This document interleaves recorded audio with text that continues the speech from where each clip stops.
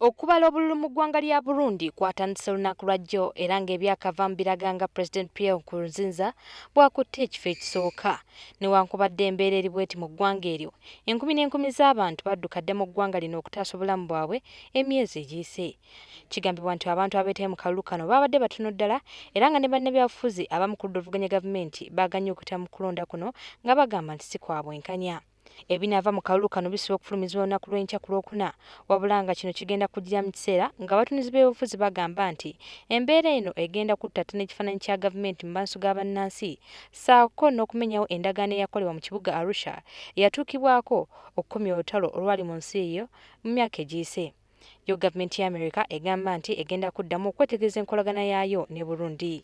Ate ssaabawandiisi w'ekibiina ky'amawanga amagatte Ban Ki-moon asabye emirembe okutojjera mu nsi eyo nga bwe balindira ebinava mu kalulu akakubiddwa olunaku lwa jjo.